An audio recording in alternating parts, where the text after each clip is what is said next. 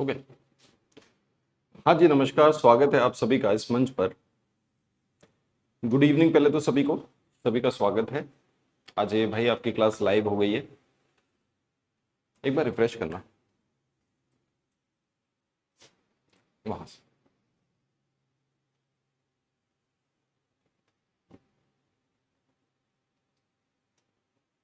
हाँ जी, good evening to all. Refresh कर दो वहां से।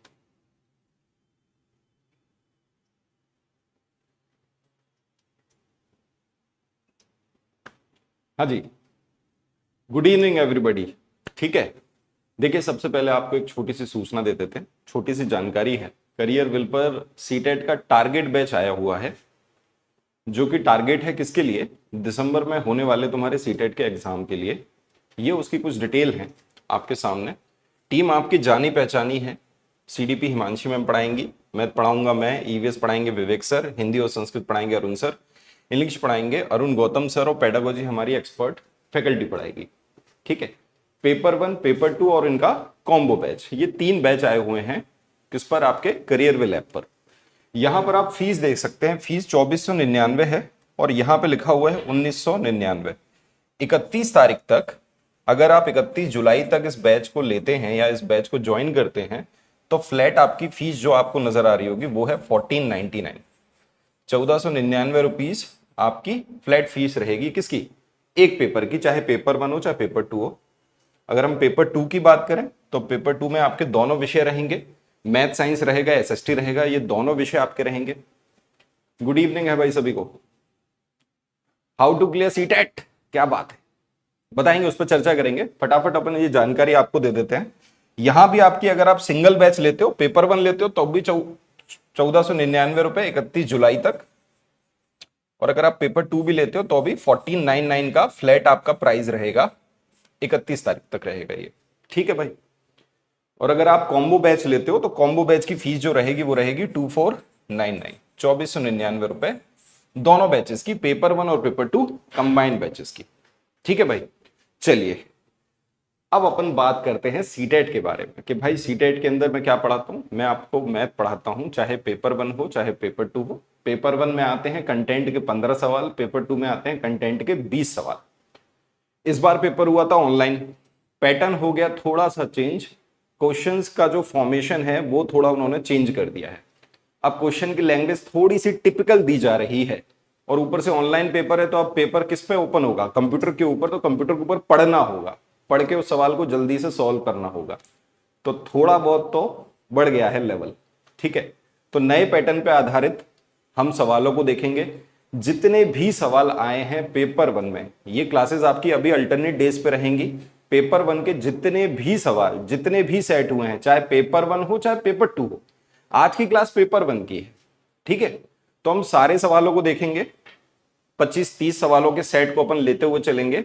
और अभी आपके पास एक अच्छा वक्त है, बढ़िया मौका है दिसंबर में। ये तो पता है कि भाई दिसंबर में पेपर होने वाला है, ये तो 100% तय है, नोटिस आ चुका है। क्लियर है ये बात? तो अपन सबसे पहले क्या देखते हैं, पेपर 1 के सिलेबस पे नजर मार लेते हैं कि भाई सबसे पहले सिलेबस क्या है। पैटर्न तो अपन देखेंगे ही। देखिए प्रीवियस ईयर क्वेश्चंस को सॉल्व करने से फायदा क्या होगा? ऊपर से नए सवालों को सॉल्व करो जो तुम्हारे ऑनलाइन एग्जाम में पूछे गए। उससे पहली चीज तो टाइप ऑफ क्वेश्चंस पता चलेंगे कि भाई किस तरीके के सवाल पूछे जा रहे हैं, नंबर 1।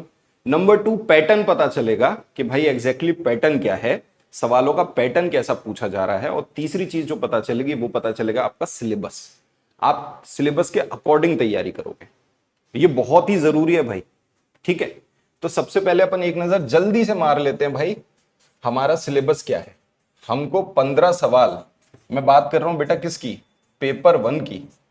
केस पेपर 1 में जो 15 सवाल आने वाले हैं वो 15 सवालों का सिलेबस क्या है, हमको कौन कौन से टॉपिक को पढ़ना होगा और कहां से सवाल किस टॉपिक से पूछे जाते हैं।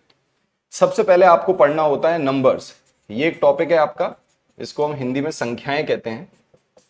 यहां पर आपके जो सब टॉपिक हैं, इसके अंदर जो टॉपिक आपसे पूछे जाते हैं, मैंने देखे हैं बहुत सारे, सारे लगभग सेट देखे हैं। तो एक सवाल तो आपका प्लेस वैल्यू और फेस वैल्यू पर बनता है, बहुत ही सिंपल सवाल होता है, हर बच्चा इस सवाल को सॉल्व कर लेता है। फेस वैल्यू और प्लेस वैल्यू का सवाल आएगा। दूसरा सवाल जो आएगा वो स्टेटमेंट का आएगा, और बेटा वो स्टेटमेंट का सवाल कैसा होगा, वो आपके क्लासिफिकेशन पे आएगा। इसका मतलब संख्याओं का वर्गीकरण। आपको क्या पता होना चाहिए, इनका वर्गीकरण पता होना चाहिए। आपको मालूम होना चाहिए रैशनल नंबर किसे कहते हैं, इरेशनल किसे कहते हैं, प्राइम नंबर किसे कहते हैं, कंपोजिट किसे कहते हैं, होल नंबर क्या है, नेचुरल नंबर क्या है, अंतर क्या है इन सब में। क्लियर है ये बात? ओके। इसके बाद जो अपन पढ़ते हैं वो पढ़ते हैं न्यूमरेशन सिस्टम। ये हम सिर्फ पेपर 1 में पढ़ते हैं, संख्यांकन प्रणाली। न्यूमरेशन सिस्टम क्यों पढ़ा जाता है? जिससे हम संख्या का उच्चारण कर सके, संख्या को वर्ड में एक्सप्रेस कर सके। अगर कोई संख्या लिखी है और उसे अपन को पढ़ना है तो हम कैसे पढ़ते हैं? इकाई, दहाई, सैकड़ा, हजार, 10,000 ऐसे पढ़ते हैं, 1, 10, 100, 1000। तो न्यूमरेशन सिस्टम भी कैसा आता है? इंडियन न्यूमरेशन सिस्टम क्या है भाई, हिंदू अरेबिक न्यूमरेशन सिस्टम क्या है, इंटरनेशनल न्यूमरेशन सिस्टम क्या है, अंतरराष्ट्रीय, जैसे आपने सुना होगा मिलियन, बिलियन। तो ये सारी चीजों में क्या होता है, कन्वर्जन का सवाल आ जाता है या तो फॉर्मेशन का सवाल आ जाता है। वो हम पढ़ेंगे, सवालों के साथ साथ हम सीखते चलेंगे।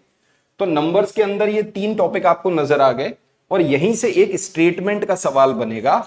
और मैंने देखा है हर सेट में एक स्टेटमेंट का सवाल है, 100% एक स्टेटमेंट का सवाल हर सेट से पूछा जा रहा है, हर सेट में पूछा जा रहा है। तो इसका मतलब 2 से 3 सवाल तो आपको देखने को मिल गए इस पर्टिकुलर टॉपिक से, जो पहला टॉपिक है आपका नंबर्स। ठीक है, अब सेकंड टॉपिक क्या है? ऑपरेशन। कि भाई नंबर का ऑपरेशन क्या है? ऑपरेशन ऑफ नंबर्स का मतलब क्या हो गया कि भाई प्लस करना, माइनस करना, मल्टीप्लाई करना और डिवाइड करना। ये भी तो होता है। नंबर्स के साथ क्या करोगे, या तो उनको प्लस करोगे, माइनस करोगे, मल्टीप्लाई या डिवाइड करोगे। तो एडिशन सब्ट्रैक्शन का एक सवाल देखने को मिलता है। डिवीजन पे तो भैया लिख लो, एक सवाल आएगा ही आएगा। विभाजन वाला सवाल, भाग करने वाला सवाल आपके पेपर में हर साल आता है, चाहे पेपर 1 हो और चाहे पेपर 2, 100% देखने को मिलेगा। तो यहां पर क्या पढ़ना होगा आपको? प्लस माइनस मतलब एडिशन मल्टीप्लिकेशन वाले सवाल देखने पड़ेंगे और साथ ही साथ आपको डिवीजन पढ़ना पड़ेगा। डिवीजन में आपको रूल्स पढ़ने पड़ेंगे, भाज्यता के नियम क्या क्या होते हैं वो आपको देखने पड़ेंगे। इसके बाद टॉपिक आपका कौन सा है? फ्रैक्शन। कि जब आपने नंबर्स को पढ़ा तो यहां पे आपको भिन्न पढ़ना पड़ेगा, भिन्न का एक सवाल आपके पेपर में देखने को आपको मिलेगा। चौथा टॉपिक क्या है? मल्टीपल फैक्टर, गुणज और गुणनखंड। भाई मल्टीपल फैक्टर पे भी सवाल पूछा जाता है। एक लैंग्वेज के फॉर्म में सवाल दिया जाएगा, आपको समझ ही नहीं आएगा ये सवाल करना कैसे है, फिर आप समझेंगे ये तो फैक्टर वाला सवाल है। क्लियर है? तो यहां से भी एक क्वेश्चन आता है और इसी का टॉपिक को अपन एलसीएम एचसीएफ भी कहते हैं। मल्टीपल फैक्टर को पढ़ोगे तो उसका मतलब तुम्हारा एलसीएम एचसीएफ कवर हो जाएगा। ये उसका इनिशियल पार्ट है, मतलब अपन इसको इस तरीके से कहते हैं। पांचवा टॉपिक आपका क्या है? वो है आपका टाइम, समय। भैया इस पे सवाल तो आना ही आना है। 1 से 2 सवाल तो पेपर में हर बार पूछे जा रहे हैं, हर बार। चाहे 2019 का पेपर उठा लो, चाहे 2020 का उठा लो, अभी ऑनलाइन पेपर देख लो, 2 सवाल, 1 से 2 सवाल तो आपके समय के पूछे जाते हैं। ये बिल्कुल 100% सत्य बात है। मेजरमेंट, ये वो टॉपिक है जो आपकी एनसीईआरटी के हैं। मापन, इस पर सवाल आना ही आना है, मापन पे सवाल आता है। क्लियर है भाई? 7 टॉपिक आपका कौन सा है? मेंसुरेशन, इस पर सवाल पूछा जा रहा है। मेंसुरेशन पे सवाल पूछा जाएगा, क्षेत्रमिति के क्वेश्चन आपसे पूछे जाएंगे। और क्षेत्रमिति में क्वेश्चन ज्यादातर किसका पूछा जाएगा? या तो एरिया पूछा जाएगा, पेरीमीटर पूछा जाएगा सवाल में, या फिर आपसे वॉल्यूम पूछी जाएगी। तो या तो क्षेत्रफल पूछा जाएगा, परिमाप पूछा जाएगा, या आपसे आयतन पूछा जाएगा। क्लियर है? 8वां टॉपिक है वो है सॉलिड अराउंड अस। कि आप भाई सॉलिड को देख के पहचानो कि भाई ये किस आकृति का बना हुआ है। जैसे प्रिज्म बोलते हैं, पिरामिड बोलते हैं, सिलेंड्रिकल शेप बोलते हैं, स्फेरिकल शेप बोलते हैं। मतलब हम बोल सकते हैं ज्योमेट्रिकल सॉलिड अराउंड अस का मतलब है ज्योमेट्रिकल शेप्स। इस पर सवाल आपके पेपर में पूछा जाता है। 9th क्वेश्चन पैटर्न का। एक पैटर्न आपको दे दिया जाएगा, आपको समझना होगा कि भाई पैटर्न क्या है, कैसे समझेंगे इस सवाल को। और 10वां टॉपिक है आपका डेटा हैंडलिंग। ये 10 टॉपिक आपके कुल मिला के, 1-2 टॉपिक और भी हो सकते हैं, आपने कई किताबों में भी पढ़े होंगे या कहीं और भी देखे होंगे। ये बात कर रहा हूं बेटा मैं पेपर 1 की। अब ये तो वो टॉपिक है जो आप 2019 में भी देख चुके हो, 2020 में भी देख चुके हो, 2021 के पेपरों में भी देख चुके हो। अब 2022 में क्या नया आ रहा है? तो 2021 में क्या नई चीज आई? वो आ गई आपकी रीजनिंग।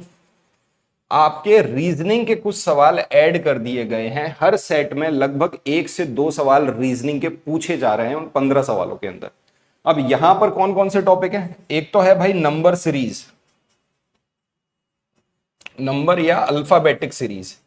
या तो आपसे नंबर सीरीज पूछी जाएगी या अल्फाबेटिक सीरीज पूछी जाएगी।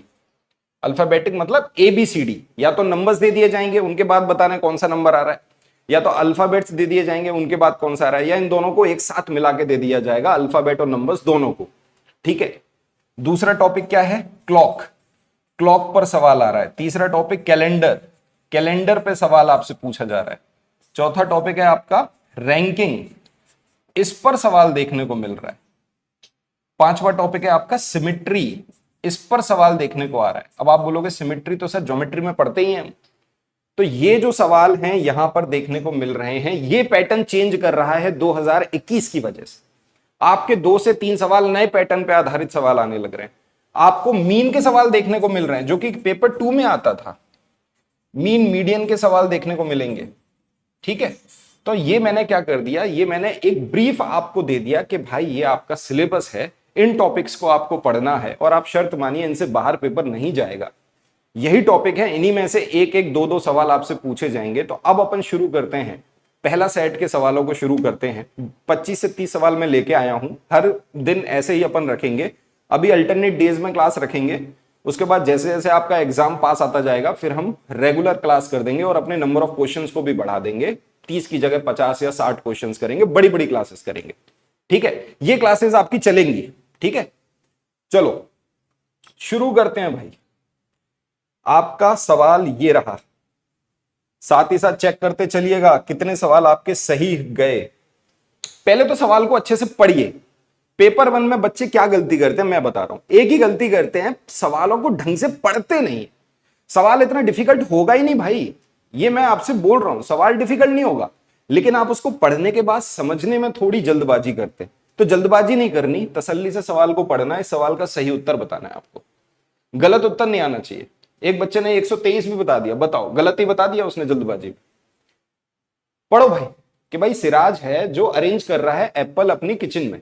उसने 3 रो में एप्पल को अरेंज किया है, सवाल को पढ़ा इन सच अ वे दैट उसने 11 पेयर एप्पल पहली रो में अरेंज किए, दूसरी रो में 22 पेयर कर दिए और तीसरी रो में 33 पेयर कर दिए।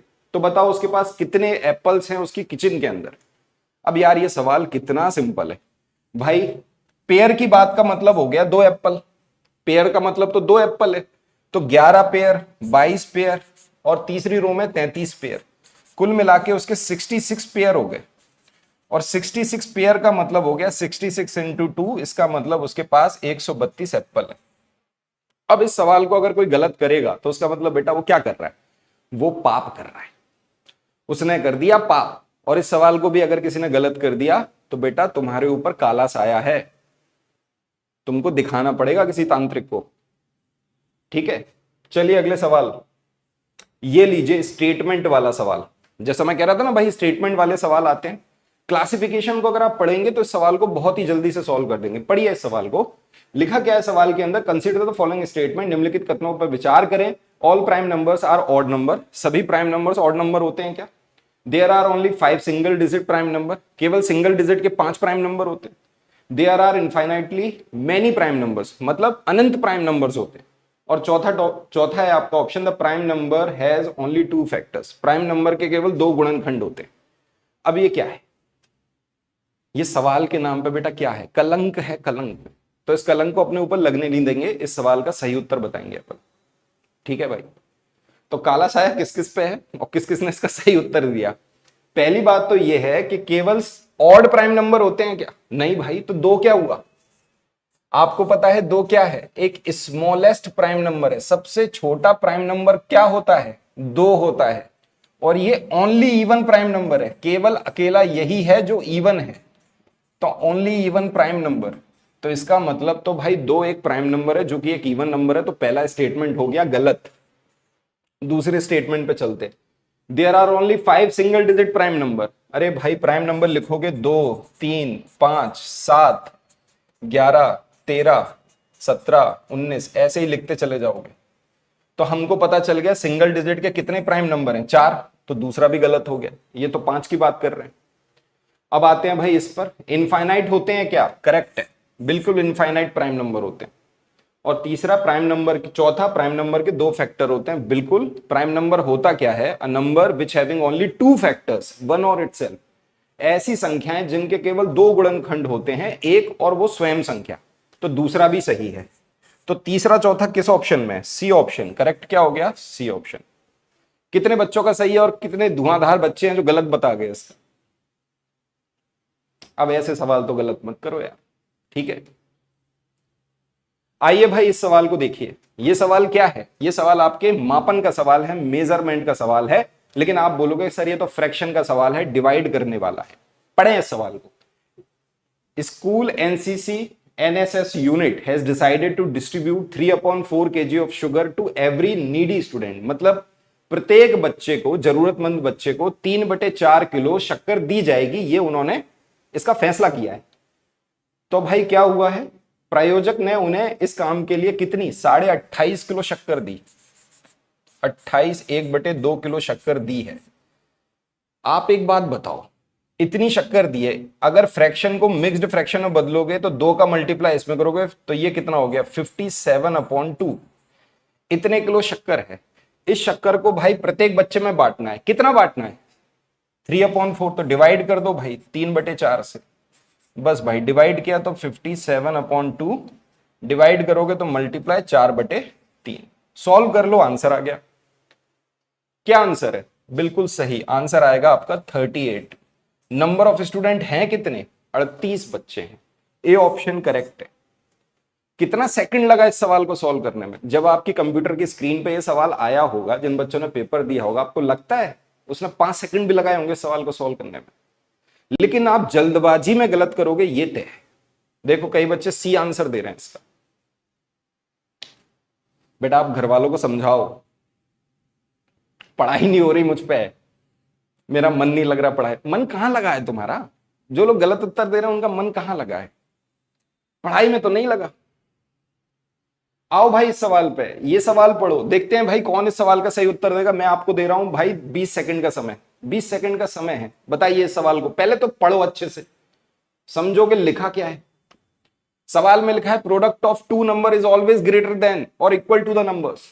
मतलब 2 संख्याओं का गुणनफल सदैव संख्या या उसके बराबर होता है। अरे वाह। दूसरा स्टेटमेंट है sum of 2 number always greater than equal to both the numbers. मतलब 2 संख्याओं का जोड़ सदैव संख्या के बराबर या उससे अधिक होता है। अरे क्या बात, बहुत ही बढ़िया बात। बताओ भाई कौन सा स्टेटमेंट सही है? अब बताओ, इसमें कई बच्चे गलती करेंगे, मैं गारंटी दे रहा हूं। देख रहा हूं बेटा मैं तुम्हारे आंसर, तुम्हारी करतूतों को देख रहा हूं मैं। क्या करतूत करोगे? बी ऑप्शन सही बताओ, डी ऑप्शन, सी ऑप्शन, ए? कोई छोड़ा तुमने ऑप्शन? हाँ, बी ऑप्शन। दोनों ही स्टेटमेंट गलत हैं। बिल्कुल सही जवाब है आपका बी ऑप्शन, मतलब दोनों ही स्टेटमेंट गलत है। यहां पर ये जो ऑलवेज लिख दिया गया ना, ऑलवेज, सदैव, इस सदैव ने सत्यानाश कर दिया है। सदैव का मतलब क्या होता है? आपको बोला गया 2 संख्याओं का गुणनखंड करो, कोई भी 2 संख्याएं ले लो, आपका जो मन करे। आपने ले लिया 2 और 4, 2 4 का मल्टीप्लाई करोगे 8 आएगा, और वो 2 4 से बड़ा तो है। लेकिन अगर आप एक नेगेटिव और एक पॉजिटिव नंबर ले लोगे, फिर अगर मैं कह रहा हूं एक पॉजिटिव ले लो एक नेगेटिव ले लो, आपने अगर एक पॉजिटिव ले लिया एक नेगेटिव ले लिया, आपने -2 × 4 कर दिया तो कितना आएगा? -8। तो अब बताना, -8 क्या 4 और -2 से बड़ा है कि छोटा है? आप बोलोगे छोटा है। इसका मतलब पहला स्टेटमेंट गलत हो गया। ऐसे ही प्लस में देख सकते हैं कि अगर आप 1 और 1 को जोड़ोगे तो कितना होगा? 2। आप बोलोगे सर 1 और 1 को जोड़ा 2, जो इन दोनों से तो अधिक है।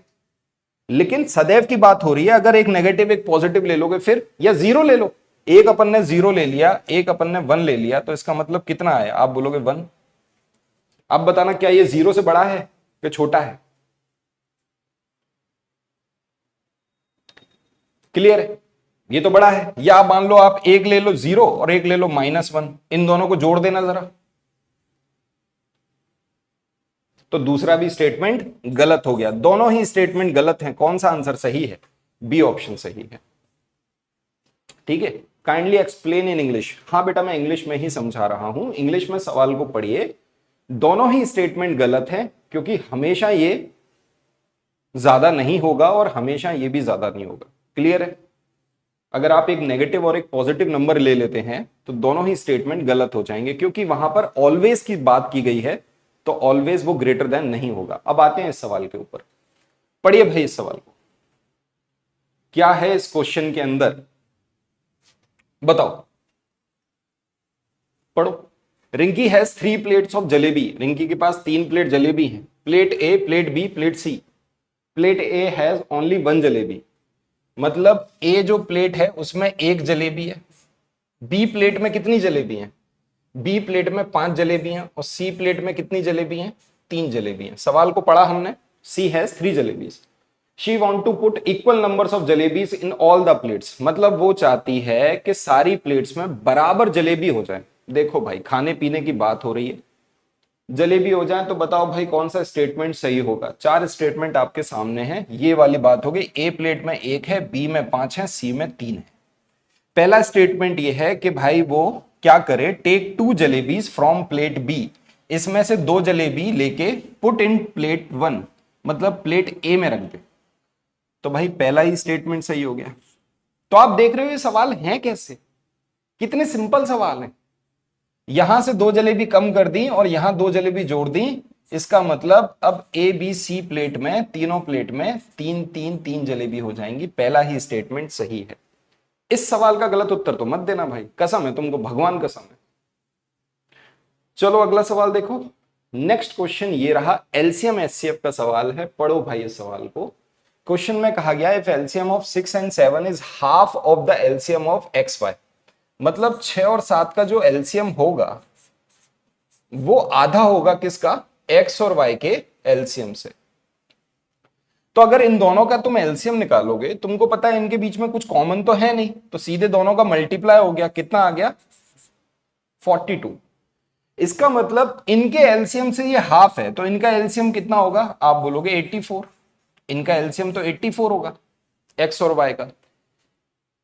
इफ x इज 12 तो what will be the value of y? यदि x 12 है तो y की वैल्यू क्या होगी? एक बात बताना यार, x अगर 12 है तो y की वैल्यू क्या होगी? तो 84 आ जाए। ऑप्शंस भी देख लिए हमने, साफ पता चल रहा है डी ऑप्शन इसका करेक्ट आंसर है। रोना आ रहा है? क्यों रो रहे हो? क्यों परेशान हो रहे हो भाई? हैं? कोई छोड़ के चला गया तुम्हें? y की वैल्यू कितनी आएगी? 7। 12 इंटू 7 84। यहां एक ऐसा नंबर ले लिया जो इसमें कुछ कॉमन ही नहीं है, तो करेक्ट आंसर क्या है? 7। कितना सिंपल सवाल है। अगले सवाल पे चलते हैं। ये रहा आपका अगला सवाल। बताइए भाई इस सवाल का क्या होगा आंसर। यहां पर बेस्ट अप्रोक्सीमेशन की बात की गई है। विच of the following is the best approximation, निम्नलिखित में से सबसे अच्छा सन्निकट कौन सा है? 2.9 इंटू 7.49 अपॉन 11.51। बताइए भाई क्या होगा। आपने बोला सर अगर 2.5 से थोड़ा भी अधिक है तो ये क्या बन जाएगा? ये 3 बन जाएगा। थोड़ा मतलब पॉइंट भी कम होगा तो ये 2 बन जाएगा। ये बात तो हमको पता है कि नहीं पता? आपको पता है 2.5 से अधिक है, ये बन गया 3। ये 7.5 से कम है, अगर ये 7.5 से 1 पॉइंट भी कम होगा तो ये 7 बन जाएगा। 1 पॉइंट भी ज्यादा होगा तो 8 बन जाएगा। क्या ये बात समझ आ रही है आपको? अप्रोक्स वैल्यू निकालनी है तो आप बोलोगे 3 इंटू ये कितना हो गया? आप बोलोगे ये तो 7.49 है तो ये बन गया 7, और ये कितना बन गया? 11.51 ज्यादा है तो ये हो गया 12। आंसर आ गया 3 इंटू 7/12। क्लियर है? क्या आंसर आ गया? 3 इंटू 7/12। मुझे पता है कई बच्चे इसको भी ठोक सकते हैं, इसको भी दे देंगे। आपका option number C is correct. Option number C आपका करेक्ट है। गड़बड़ हो जाएगा भाई, थोड़ी सी भी गलती में सब कुछ गड़बड़ हो जाएगा। अगर यहां पे 7.49 की जगह थोड़ा भी ज्यादा लिखा होता अगर यहां पे 7.2.9 7.59 लिखा होता और 11.5 लिखा होता, तब बताओ तब क्या होता। और आपके ऑप्शन चेंज कर दूं, 4 ऑप्शन दे दूं, 1 2 3 और 4, ये लो मैंने ये 4 ऑप्शन दे दिए, 1 2 3 4। अब आंसर क्या होता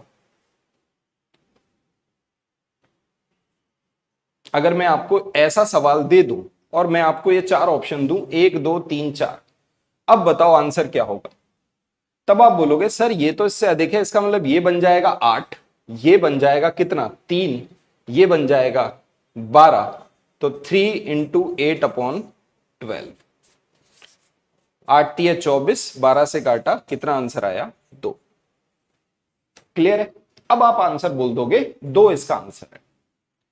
क्लियर है कि नहीं। चलिए अगले सवाल पे चलते हैं। अगला सवाल देखिए। इस सवाल का वैसे बेटा आंसर क्या है, इस सवाल का आंसर है आपका सी।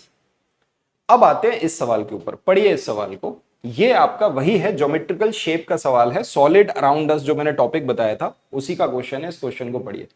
Jaya is studying in class 1, teacher gave her some pictures card, battery of the clock, orange, ice cream cone, candle, book, steel glass. Teacher asked Jaya to pick objects that of similar shape. Similar shape के होने चाहिए। She picked the following battery of clock, candle और steel glass. उसने इन 3 को pick किया, clock की battery, candle और स्टील ग्लास को।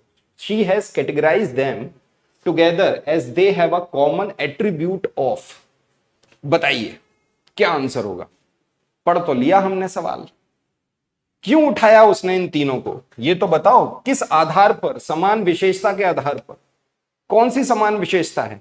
आप एक बात बताओ, अगर मैं बैटरी की बात कर रहा हूं तो आपने तो बैटरी देखी है, वो किस शेप की होगी, सिलेंड्रिकल शेप की है बेटा। बैटरी किस शेप की होगी, सिलेंड्रिकल शेप की। दूसरा क्या है, ऑरेंज।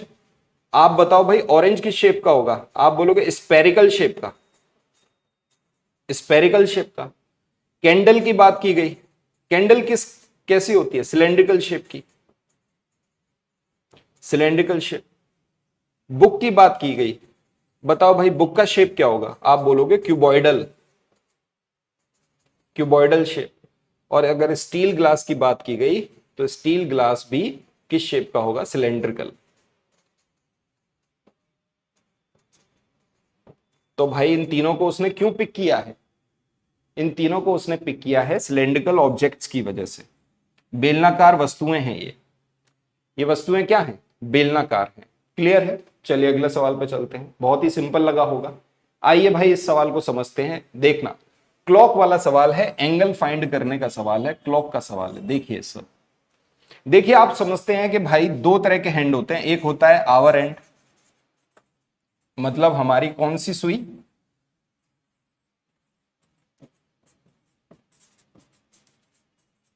और एक होता है मिनट एंड। तो मिनट हैंड क्या है, मिनट की सुई।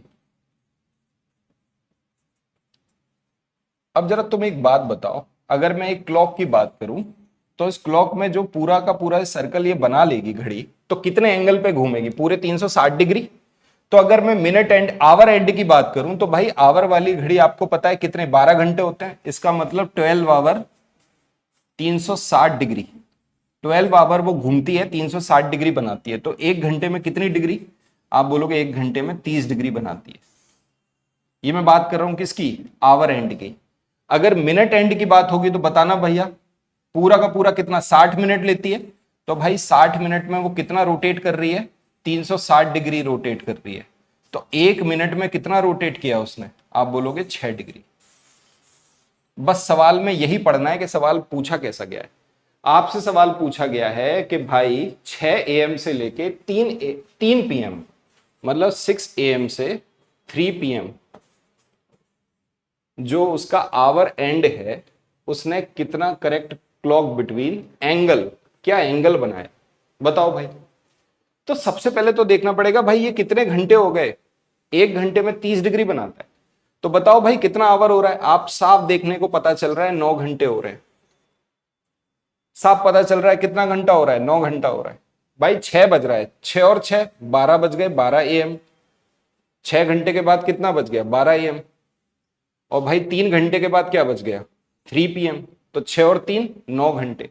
अगर 1 घंटे का 30 डिग्री है तो 9 घंटे का कितना होगा, 270 डिग्री। इस सवाल का उत्तर क्या है, 270 डिग्री, सी ऑप्शन। क्लियर है। चलिए, इसका पीडीएफ मिल जाएगा, टेलीग्राम पे डाल दूंगा, मैं अभी बता दूंगा। आइए भाई इस सवाल को पढ़िए। ये सवाल बहुत ही अच्छा है, पॉसिबिलिटी की बात कर रहा है, इसको अच्छे से अपन देखेंगे। एक आयत जिसकी भुजाएं केवल प्राकृतिक संख्याएं में है कि क्षेत्रफल 24 वर्ग सेंटीमीटर है, उसका परिमाप नहीं हो सकता। Rectangle with side only a natural number having area 24 centimetre can not have perimeter.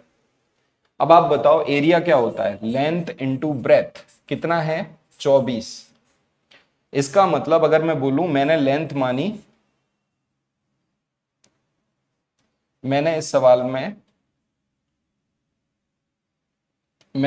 में क्या कर दिया, लेंथ इंटू ब्रेथ कितना है 24 सेंटीमीटर स्क्वायर। तो मैंने मानी लेंथ अगर 24 है और ब्रेथ अगर 1 है तो 24 सेंटीमीटर हो गया।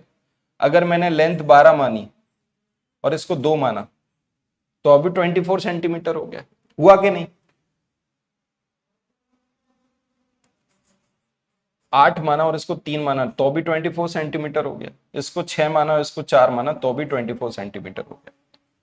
इसका मतलब लंबाई और चौड़ाई हमने पॉसिबिलिटी के हिसाब से लेके चल रहे हैं कि भाई अगर ये 24 है तो ये 1 है, ये 12 है तो ये 2 है, ये 8 है तो ये 3 है, ये 6 है तो ये 4 है।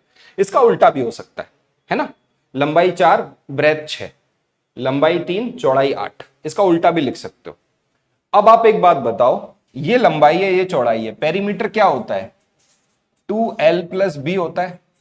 तो अगर इसका तुम पेरीमीटर निकालोगे तो आप बताओ 12 और 2 कितना हुआ, 14 दूनी 28 पेरीमीटर आएगा। इसका 8 और 3 11 दूनी 22 पेरीमीटर आएगा। 6 और ये इसका 20 पेरीमीटर आएगा। इसका पेरीमीटर 50 आएगा। तो आप देख पा रहे हो कि 20 भी है, 22 भी है, 28 भी है। क्या नहीं हो सकता, आंसर है 25। इस सवाल का आंसर क्या है 25। 25 पेरीमीटर नहीं हो सकता, कैसे भी नहीं हो सकता। क्लियर है।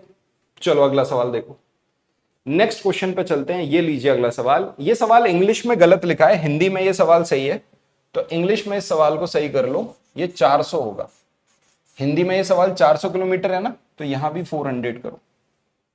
अब बताओ इस सवाल का उत्तर क्या होगा। चलिए पढ़िए भाई सवाल को।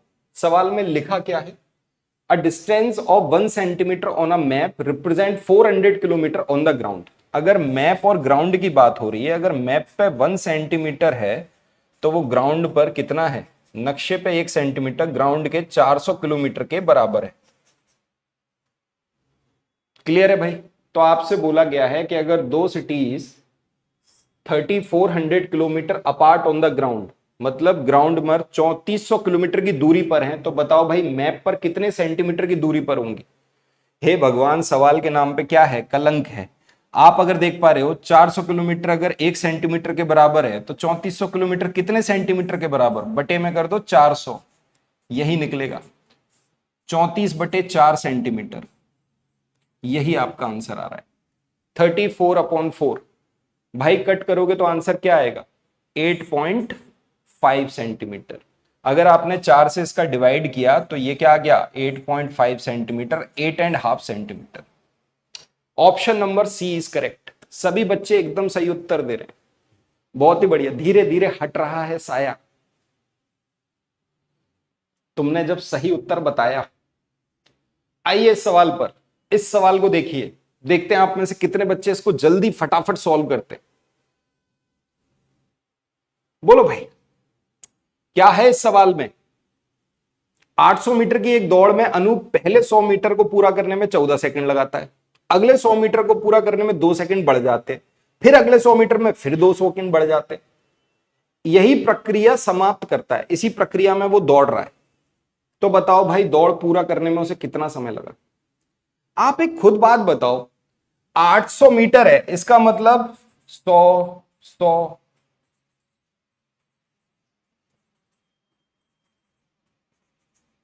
ये लो हो गए 800 मीटर। पहले में उसने लगाए 14, फिर लगाए होंगे 16, फिर लगाए होंगे 18, फिर 20, फिर 22, फिर 24, फिर 26, फिर 28। तुम बताओ है कि नहीं, हाँ या ना? ऐसे लगाया होगा, पहले 14, फिर 16, फिर 18, फिर 20, फिर 22, फिर 24, फिर 26, फिर 28। एक तरीका यह है कि इन सबको आपस में जोड़ दो, इन सबको आपस में जोड़ लो।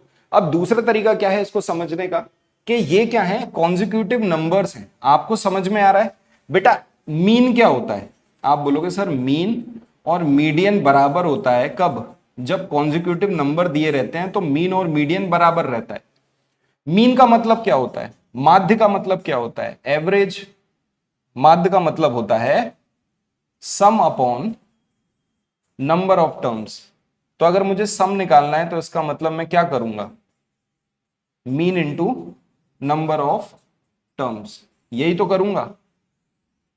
तो मुझे तो देख के ही समझ में आ रहा है कि अगर मीन मीडियन बराबर है इस वाले टर्म्स के अंदर, तो मैंने समझ लिया भाई 14, 16, 18। अगर मैंने इनकी मिडिल टर्म्स निकाली, 3 इधर से छोड़े, 3 इधर से छोड़े, 20 और 22 के बीच में कौन सी टर्म्स आ गई? 21। इसका मतलब इनका एवरेज कितना आ रहा है? 21 आ रहा है।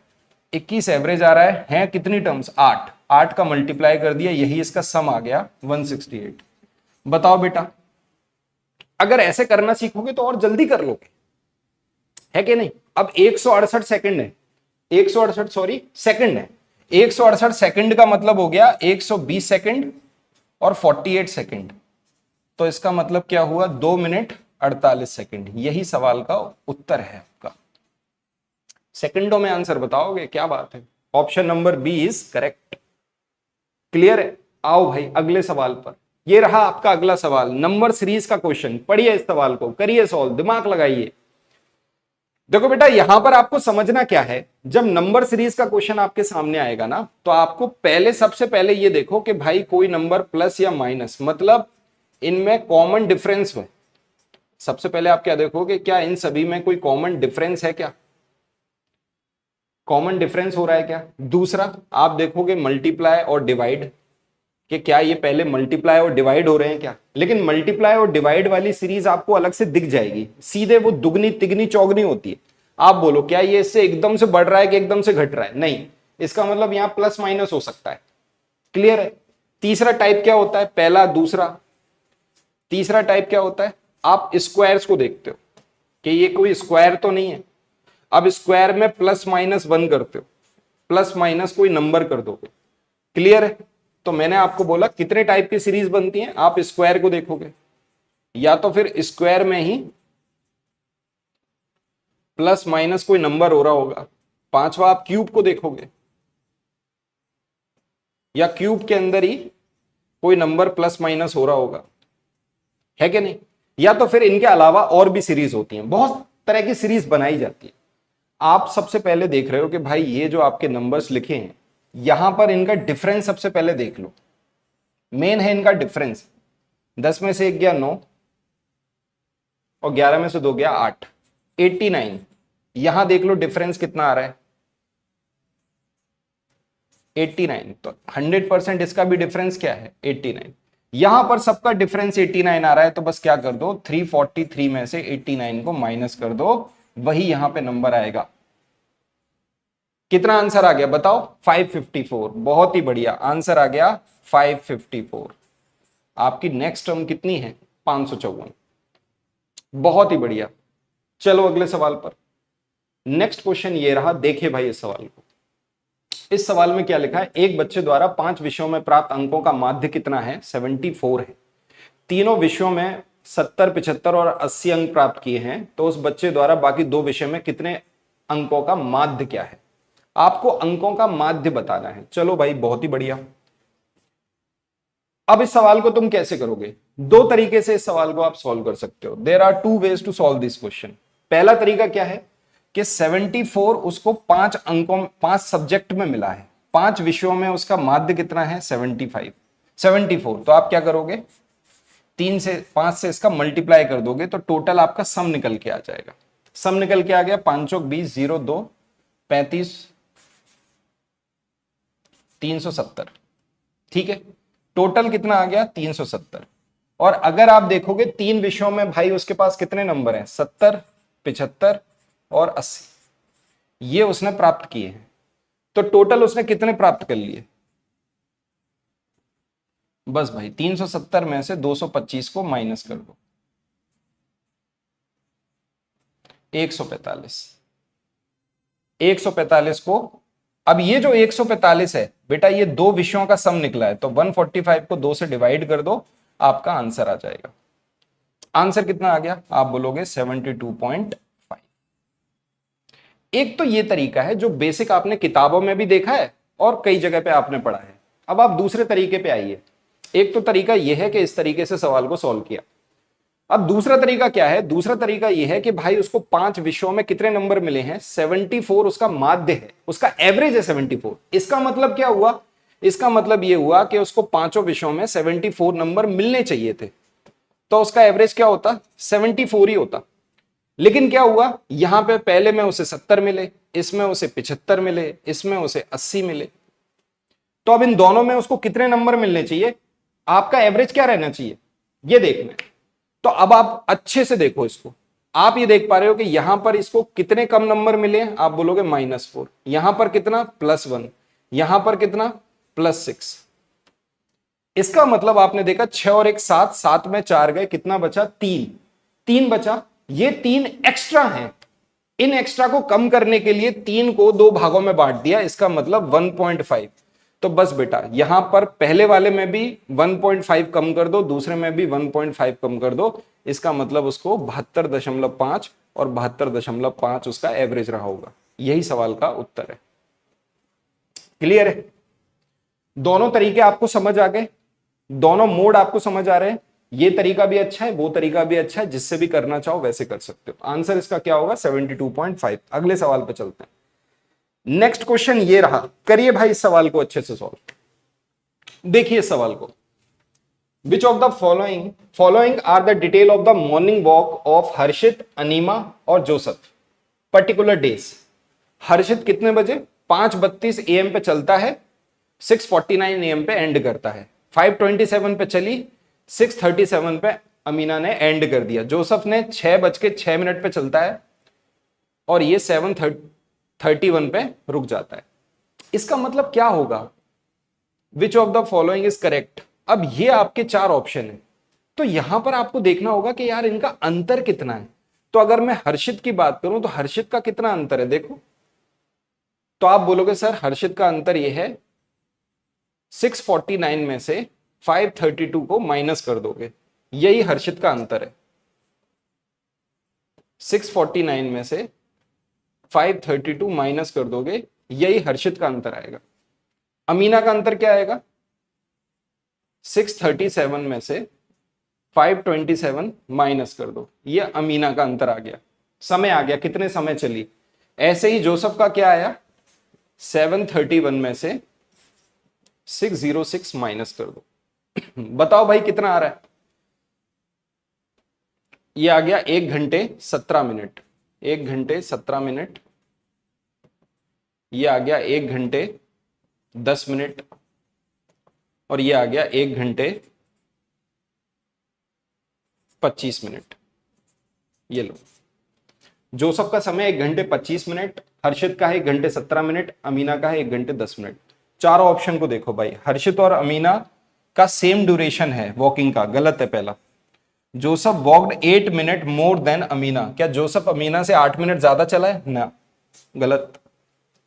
तीसरा option, Joseph walked 15 minute more than Harshit, क्या हर्षित से 15 मिनट ज्यादा है? नहीं, गलत। Amina walked for the least duration, सही है, सबसे कम समय में अमीना चली है, 1 घंटे 10 मिनट। इसका डी ऑप्शन करेक्ट है कि नहीं? चलो भाई बहुत ही बढ़िया। आ जाओ यार अगले सवाल पे। इस सवाल को देखो, मैंने कहा डिवीजन का सवाल आपके पेपर में जरूर पूछा जाएगा, तो इस सवाल को अच्छे से देखिए। डिविडेंड इज इक्वल टू क्या होता है? Dividend is equal to divisor into quotient plus remainder, ये होता है भाई। Dividend is equal to divisor into quotient plus remainder. पहले भी सवाल आ चुका है ऐसा, देखिए फिर से आया है। अब देखो यार, डिविडेंड की बात कर रहा हूं, इसका मतलब भाज्य बराबर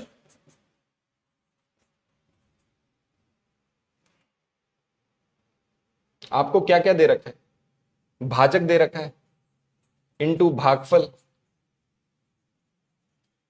प्लस शेषफल।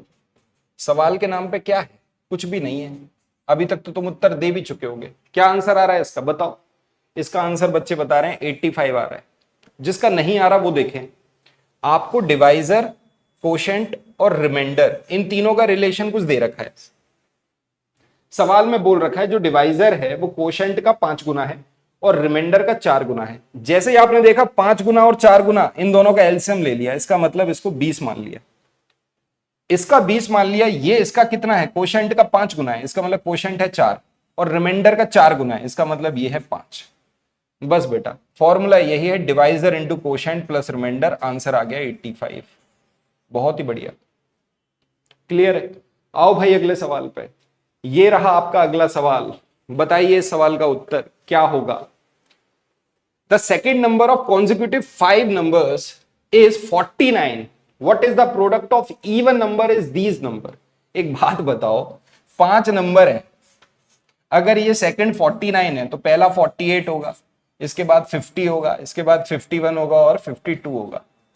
इवन नंबर कौन से नजर आ रहे हैं, ये है इवन नंबर, ये है इवन नंबर, ये है इवन नंबर। बस बेटा 48 इंटू 50 इंटू 52। बताओ भाई क्या आंसर है, करो फटाफट मल्टीप्लाई, क्या आंसर होगा।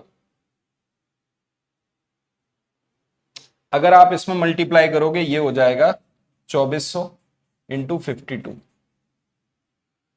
2 जीरो आ गए, 24 दूनी 48 की 8 हासिल आई 4, 24 पंजे 120 और 4 124। आंसर आ गया 124800। कौन सा ऑप्शन है, option number A is correct. बताओ क्या है इन सवालों में, क्या ऐसा कुछ है जो आप सॉल्व नहीं कर सकते। सबसे पहले आपको समझना होगा भैया मैथ के सवाल को हमको कम से कम 40 से 50 सेकंड में सॉल्व करना है अपने पेपर में। और 40-50 सेकंड में सॉल्व करने का मतलब है प्रीवियस ईयर, जितना भी प्रीवियस ईयर है सारे सवालों की प्रैक्टिस करेंगे और वो लेसन पे कराऊंगा मैं, आप चिंता ना करें। क्लियर है भाई, डन है। चलो अगले सवाल पे चलते हैं। ये रहा आपका अगला सवाल। A steel wire form a square whose area is 121 if the same wire is bent in the form of rectangle whose breadth is 8 centimeter then the length of the rectangle is। सवाल है क्या है ये, एक भाई steel का wire है, मान लो ये है वायर स्टील का, इसका एरिया है 121। इसका मतलब इसकी साइड कितनी हो गई, 11 11 11 और 11। भाई साइड का स्क्वायर ही तो इसका एरिया होता है, तो कुल मिला के इसका पूरा परिमाप क्या हो गया। अगर इस पूरे वायर की बात करूं तो ये तो 44 सेंटीमीटर का हो गया, हुआ कि नहीं। आप बताओ, इसी वायर से एक रेक्टेंगल बना दिया, इसका परिमाप है 44 और रेक्टेंगल का पेरीमीटर क्या होता है 2l + b। बोलो तो अब बताना जरा, आप अगर 2 से भी इसको काट दोगे तो 22 = l + 8, l = कितना आ गया 14। यही इस सवाल का उत्तर है। l कितना है 14 सेंटीमीटर। वैसे भी तो तुम देख के बता सकते हो कि अगर ये 44 है, 8 में ऐसा मैं क्या जोड़ दूं, ऑप्शन को देख के समझ में आ जाएगा। 8 में 14 जोड़े 22 हो गया, 22 दूनी 44। क्लियर है। चलो भाई ये लीजिए अगला सवाल, फ्रैक्शन का सवाल है। देखिए भाई इस सवाल को अच्छे से, यहां भी मैं 2 तरीके से इस सवाल को सॉल्व कराऊंगा। आपको फ्रैक्शन क्या दे रखा है, 1/2, 1/3, 4/5, 5/6 और 3/4। सवाल में करना क्या है, सवाल में है निम्नलिखित भिन्नों में से सबसे बड़ी सबसे छोटा भिन्न कौन सा है, सबसे बड़ा कौन सा है, सबसे छोटा कौन सा है। एक तरीका ये है कि भाई सीधे कट करो, 2 से काटा 1 को तो 0.5, 3 से काटा उनको तो 0.33, मैंने 3 मान लिया। इसको इससे काटा 0.8, 6 से काटा 0.83 आ रहा है, अगर 4 से काटेंगे तो 0.75 आएगा। हमने क्या कर लिया, फ्रैक्शन को डेसिमल में चेंज कर दिया और यहां से देख लिया सबसे बड़ा कौन सा है, सबसे छोटा कौन सा है। तो सबसे बड़ा नजर आ रहा है 5/6 और सबसे छोटा नजर आ रहा है 1/3। यही इस सवाल का उत्तर है। सबसे बड़ा ये है, सबसे छोटा ये तो हो गया पहले एक तरीका।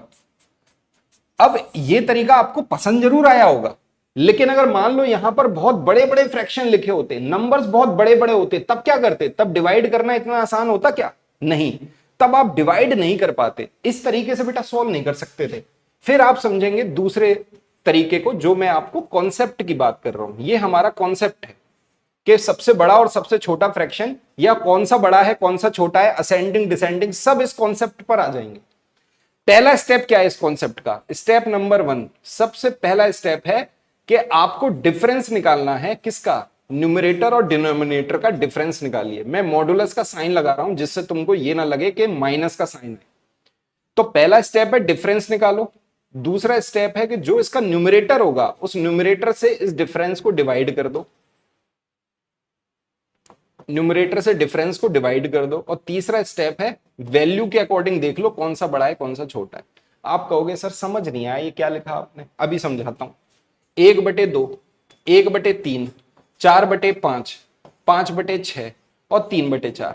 देखो ये फ्रैक्शन इतने छोटे हैं ना कि जिसमें ये करने का आपको लगेगा इससे बेटर ऐसे ही कर ले, मल्टीप्लाई कर ले। कई तरीके हैं, क्रॉस मल्टीप्लाई करके भी बच्चे चेक करते हैं, ऐसा भी आपने सीख रखा होगा। मैं आपसे कह रहा हूं ये तरीका सबसे बढ़िया है। अगर फ्रैक्शन कितना भी बड़ा नंबर आपको दिया जाए तो भी कर लोगे। यहां पर देखो इनका डिफरेंस देखो कितना आया, 1। इनका डिफरेंस देखो 2, इनका डिफरेंस 1, इन दोनों का डिफरेंस 1, इन दोनों का डिफरेंस 1। क्या करना था? सबसे पहले डिफरेंस निकालना है, उसके बाद न्यूमरेटर से डिफरेंस को डिवाइड कर देना है। 1 से 1 को डिवाइड किया, वैल्यू आई 1। 2 से 1 को डिवाइड किया, वैल्यू आई 0.5। 1 से 4 को डिवाइड किया, वैल्यू आई 4। 1 से 5 को डिवाइड किया, वैल्यू आई 5। 1 से 3 को डिवाइड किया, वैल्यू आई 3। वैल्यू के अकॉर्डिंग देख लो कौन सा बड़ा है कौन सा छोटा है। साफ पता चल रहा है सबसे बड़ा 5/6 है और सबसे छोटा 0.5 वाला 1/3। लो भाई ये तरीका भी अच्छा है और इस तरीके को जरूर आजमा लो, क्योंकि ये तरीका बड़े से बड़े फ्रैक्शन को सॉल्व करने में काम आता है।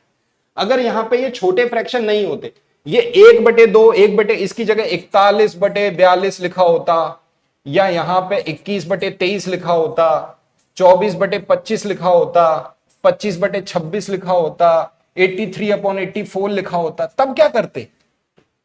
तब तुम डिवाइड कर पाते? बोलो। या तुम क्रॉस मल्टीप्लाई कर पाते? नहीं कर पाते। ना क्रॉस मल्टीप्लाई हो रहा होता ना डिवाइड हो रहा होता। तब आपके पास यही वाला कॉन्सेप्ट सबसे अच्छा होता। तीनों तरीके सीख लो। पहला डिफरेंस निकालना है, दूसरा न्यूमरेटर में डिफरेंस को डिवाइड कर दो, तीसरा उसकी वैल्यू के अकॉर्डिंग देख लो कौन सा बड़ा है कौन सा छोटा है। क्लियर है? बहुत ही बढ़िया। अगले सवाल पे चलते हैं। ये लीजिए अगला सवाल, ये रहा आपके सामने। How many ways 36 small squares of 1 centimetre bye 1 centimetre can be arrange so that the resulting area is 36 centimetre square. अब इस सवाल को देख के ही मुझे पता चल गया कि इसका मतलब क्या है। ये एक फैक्टर का सवाल है, यहां पे फैक्टर वाला ही चीज इस्तेमाल करनी पड़ेगी, उसी से सॉल्व होगा। बोलो बताओ, कहो। आप बोलोगे सर 36 अगर स्मॉल स्क्वायर है, और स्क्वायर क्या है? 1/1 है, इसका मतलब एक स्क्वायर का एरिया क्या हो गया? 1 सेंटीमीटर स्क्वायर। तो इसका मतलब 36 स्क्वायर का एरिया क्या हो गया? 36 सेंटीमीटर स्क्वायर। कितने तरीके से अरेंज कर सकते हैं? ये तो इसका एरिया आ रहा है, अब इनको अरेंज करना है, एरिया यही बनना चाहिए। आप बोलोगे कैसे अरेंज करें? 36 × 1। दूसरा तरीका देखो, यहां पर मैं छोटे नंबर लिखूंगा, मुझे बड़े नंबर पता चलते चलेंगे। ये क्या है? फैक्टर निकालने का पेयर वाला मेथड होता है। मैंने 1 से 36 को मल्टीप्लाई किया, 36 ही आएगा। 2 से देखूंगा तो 2 से कितने को करना पड़ेगा? 18 को। 3 से किया तो कितने को? 12 को। 4 से किया तो कितने को? 9 को। 6 से किया तो 6 को। यही 5 तरीके, इन 5 तरीके के अलावा और कोई तरीका नहीं है जिसमें अपन इनको अरेंज करें और अपना एरिया 36 आए। केवल 5 तरीके हैं, 6 कैसे आंसर दे सकते हो यार? छठा तरीका कौन सा है बताना मेरे को। छठा तरीका कौन सा है? केवल 5 तरीके ही हैं, छठा तरीका तो नहीं है भाई। ऐसे कैसे कर दिया तुमने? आंसर क्या होगा? 5 होगा। ठीक है भाई, आगे बढ़े, अगला सवाल देखें। ये लीजिए अगला सवाल, ये रहा आपके सामने। ये बहुत बढ़िया सवाल है, इस सवाल को करो। ये क्या है? लॉजिकल सवाल है। ये सवाल है लॉजिकल, थोड़ा सा लॉजिकल है। कई बच्चा इस सवाल को पढ़ के गलत कर लेगा कैलकुलेशन, इसको बड़े ध्यान से पढ़ना। In a class there are 30 student such that the number of girls is twice that the boys. मतलब 60 बच्चे हैं, उसमें जो लड़कियां हैं वो लड़कों की दुगनी है। अगर ये 2 हैं तो ये 1 है। और अगर इसको रेशियो में चेंज कर लिया, 3 से इसको काटा 20 बार, 20 गुना 2 मतलब 40 लड़कियां, और लड़के कितने हो गए? तो लड़के हो गए आपके 20। 20 हैं लड़के, 40 हैं लड़कियां। अपन ने इसको कर दिया। जो रोहित भाई साहब हैं वो ऊपर से 17वें नंबर पे हैं। रोहित क्या है? ऊपर से 17 पोजीशन पे। If there are 9 girls before Rohit, अगर रोहित से ऊपर कितनी लड़कियां हैं? 9 लड़कियां हैं। आप एक बात बताओ, ऊपर से रोहित 17वें नंबर पे है, ऊपर इसके 9 लड़कियां हैं, 9 गर्ल्स हैं। टोटल गर्ल्स हैं कितनी? 40। इसका मतलब माइनस कर दी मैंने 9, तो इसका मतलब क्या? 31 लड़कियां नीचे होंगी। मतलब अगर ये पंक्ति में खड़े हुए हैं तो इसके नीचे कितनी लड़कियां खड़ी होंगी? 31 लड़कियां।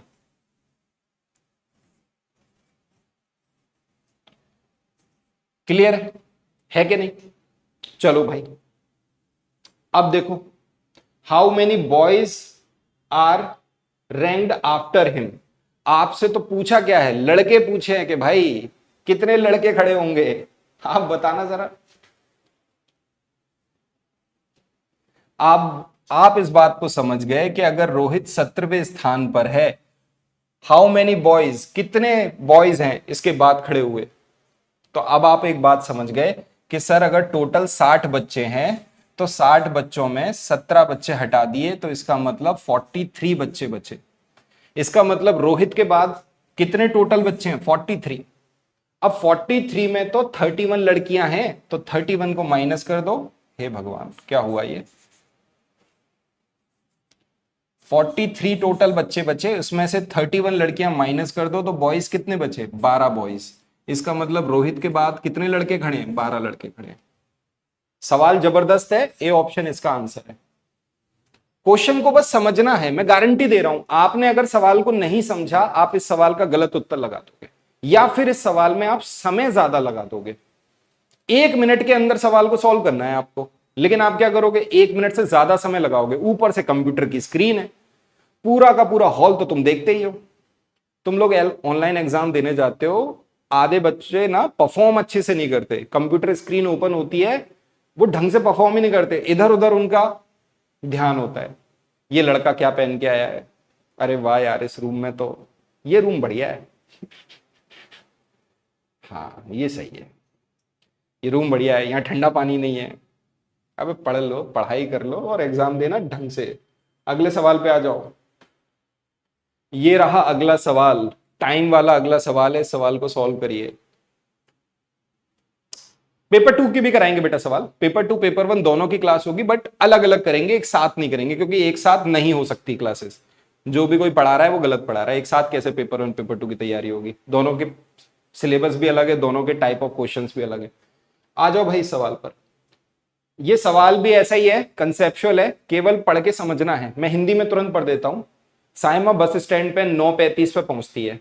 उसे जीनत ने बताया कि उसकी घड़ी के हिसाब से पहली बस 9:25 पर निकल गई। इसका मतलब 9:25 पर एएम पर निकल चुकी है। यदि जीनत की घड़ी 5 मिनट तेज चल रही है, इसका मतलब 5 मिनट आगे चल रही है, तो कायदे से कितने बजे निकली होगी? क्योंकि इसमें तो ज्यादा दिख रहा है, तो बस निकली 9:20 एएम पर। एक्चुअल में बस कितने बजे निकली? 9:20 एएम पर। और बस कितने मिनट बाद आ रही है? उसकी आवृत्ति क्या है? 20 मिनट। 20 मिनट की है, मतलब हर 20 मिनट में एक बस आती है। तो अगली बस कितने मिनट में, कितने बजे आएगी? 9:40 पर, 9:40 एएम पर आएगी। तो साइमा अगली बस पकड़ने के लिए कितने समय की प्रतीक्षा करनी होगी? बस बेटा, साइमा पहुंची कितने बजे? 9:35 पे पहुंची है। आप बताना कितना मिनट लगेगा उसको? 5 मिनट का वेट करेगी बस, 5 मिनट बाद बस आ जाएगी। लो भाई सवाल खत्म, आंसर है डी ऑप्शन। क्लियर है? अरे क्या बात है। अगले सवाल पे आओ। इस सवाल को देखो भाई, ये सवाल तुम खुद ही सॉल्व करोगे, इस सवाल को तुम खुद ही सॉल्व करोगे। What should be subtracted from 1,000,1 plus 2,0,022 और प्लस क्या कर दिया 30333। इनमें से ऐसा क्या सब्ट्रैक्ट कर दें जिससे क्या आ जाए 17069। क्या है बेटा ये सवाल के नाम पे, क्या बोले इस सवाल को? इसको भाई जोड़ दो, 3 और 2 5 और 1 6, 3 और 2 5, 3 0 6, 60356। इसको इसमें से घटा दो, आंसर आ गया। अब कौन सी ऐसी महान आत्मा है जो गलत घटा रहा है? बताओ भाई क्या आंसर आएगा, बोलो। B option, option number B, ये आपका आंसर निकलेगा 43287। आंसर क्या आएगा 43287। कितना सिंपल सवाल था यार। आओ भाई इस सवाल पे चलते हैं, पढ़ो इस सवाल को। ये सवाल आपका किसका है? ये सवाल आपका मनी का है। हाँ, हमने मनी टॉपिक नहीं लिखा था, टॉपिक में हमने मनी लिखा था सिलेबस में। इसका भी सवाल आता है मनी का। देखो भाई इस सवाल को, इसका मतलब क्या है, हिसाब किताब का एक सवाल आएगा और ऐसा ही सवाल है, पढ़ो। Rate of the various, school की कैंटीन में विभिन्न खाद्य पदार्थों की क्या है, ये मूल्य दिए गए हैं। एक समोसा कितने रुपए का? 5 रुपए का। मूंगफली का एक पैकेट 6.5 रुपए का। गुलाब जामुन एक 7 रुपए का। ढोकला एक 8.5 रुपए का। एक बोतल नींबू पानी 11.5 रुपए की। कौन सी कैंटीन है, कहां मिल रहा है इतना सस्ता खाना, बताओ। क्या है सवाल? सुनैना ने एक समोसा खरीदा, मतलब 5 रुपए का एक समोसा खरीद लिया। 2 पैकेट मूंगफली के खरीदे, 6.5 का एक है तो 2 पैकेट 13 रुपए के हो गए। उसने एक गुलाब जामुन खरीदा, 7 रुपए का एक गुलाब जामुन खरीद लिया। और क्या किया उसने, एक बोतल नींबू पानी की खरीद ली। लो भाई 11.5 रुपए की उसने एक नींबू पानी की बोतल खरीद ली। 17 13 7 20 25 और ये 36.5। लो भाई इतना पैसा उसने खर्च कर दिया। 100 रुपए दिए, कितने मिलेंगे, हे भगवान क्या बोले। 36 घटाओगे तो 64.5 तो 63.5। डी ऑप्शन सही है। क्या है ये सवाल के नाम पे? आप बोलोगे सर उड़ा देंगे ऐसे सवाल, पूरे 15 सही जाएंगे। ठीक है, देखो प्रीवियस ईयर पढ़ना जरूरी है, तुम समझ नहीं रहे। प्रीवियस ईयर नहीं पढ़ोगे तो कैसे समझोगे, सवाल आते कैसे हैं। अब ये लो टाइम का एक सवाल है, देखो इस सवाल को, पढ़ो इस सवाल को। सवाल क्या है कि भाई एक ट्रेन है बेंगलुरु से चलती है। यहां पर आपको एएम और पीएम दे रखा है क्या इस सवाल में? नहीं, इस सवाल में एएम और पीएम कहीं नहीं लिखा। यहां पे लिखा है 23:55, यहां पे लिखा है 5:20, यहां भी आवर्स लिखा है, यहां भी आवर्स लिखा है, देखो इसमें भी। इसका मतलब क्या है, ये दोनों अलग अलग फॉर्मेशन में, ये 12 से ज्यादा में लिखा है, ये नॉर्मल लिखा है। तो अगर इसको पीएम मान रहे हो तो इसको एएम मानना, इसको एएम मान रहे हो तो इसको पीएम मानना। अगर मैंने इसको पीएम माना तो 23:55 को मैंने क्या लिख दिया 11:55। 11:55 पीएम 29 तारीख को चली बेंगलुरु से और गुवाहाटी पहुंच गई 2 जुलाई को 5:20 आवर पर। तो बताओ भाई टोटल कितना ट्रेवलिंग टाइम लगा। इस सवाल को करने में क्या है भाई, आपको पता है जो जून का महीना है उसमें 30 दिन होते हैं। तो भाई 29 से लेके 30 तक चली, फिर 30 के बाद वो 1, फिर 1 के बाद वो 2 तारीख को पहुंच रही है कि नहीं? अब आप बताओ, करेक्ट 24 घंटे लगे इसको। 24 घंटे के बाद सेम टाइम हो रहा होगा, फिर इसको 24 घंटे लगे 30 से लेके 1 तक, अभी भी सेम टाइम हो रहा है 11:55 पीएम, फिर 24 घंटे लग गए, है कि नहीं? तुम बताओ कहीं कोई दिक्कत है सवाल में? 2 तारीख को कहां पहुंच रही है, गुवाहाटी पहुंच रही है, कितने बजे 5:20। तो आप इसे क्या मान लो 5:20 AM। अब आप एक बात बताना, 11:55 हो रहा है, 5 मिनट और चला दो तो कितना हो गया, 12 बज गए, फिर 5 घंटे 20 मिनट, तो टोटल कितना चला दिया यहां से यहां तक 5 घंटे 25 मिनट। बस बेटा सबको आपस में जोड़ दो, आंसर आ गया 24 और 24 48 और 5 53, आंसर आ गया 53 आवर्स 25 मिनट। ये लो बेटा, ये रहा आपका इस सवाल का जवाब। तो हमने क्या सीखा कि हर टॉपिक से एक एक सवाल आ रहा है, टाइम से और ज्यादा सवाल आते हैं, मनी का भी सवाल आता है। ऐसे ही हम जो आपके ऑनलाइन मोड में क्वेश्चन है उन्हें देखते चलेंगे। इस पीडीएफ को मैं अपलोड कर दूंगा टेलीग्राम चैनल पे। मेरा टेलीग्राम चैनल है मैथ्स विद उदय सर, ठीक है? मेरा नाम है उदय, जो पहली बार मुझसे पढ़ रहा है, मेरा टेलीग्राम चैनल है मैथ्स विद उदय सर। यहां पर मैं अपनी इस पीडीएफ को अपलोड कर दूंगा और इसके आंसर की के साथ अपलोड कर दूंगा, ठीक है। चलिए भाई, थैंक यू सो मच, बहुत बहुत शुक्रिया आप सभी का इस क्लास में जुड़े रहने के लिए। हम जिस मंच पे पढ़ा रहे हैं, ये मंच जाना जाता है क्वालिटी एजुकेशन के लिए, क्वालिटी कंटेंट के लिए। प्रीवियस ईयर को हम सॉल्व करते चलेंगे। जितने भी सवाल पेपर 1 में आए और जितने भी सवाल पेपर 2 में आए हैं, दोनों की क्लासेस अलग अलग रखेंगे, एक साथ नहीं रखेंगे। एक साथ तो पढ़ा ही नहीं जा सकता, दोनों का सिलेबस अलग है, पैटर्न अलग है। तो आई होप आपको क्लास पसंद आई होगी, ठीक है। इसको लाइक शेयर सब्सक्राइब जो भी है करिए, और बहुत बहुत शुक्रिया फिर से आप सभी का। मिलते हैं अगली क्लास में, थैंक यू सो मच।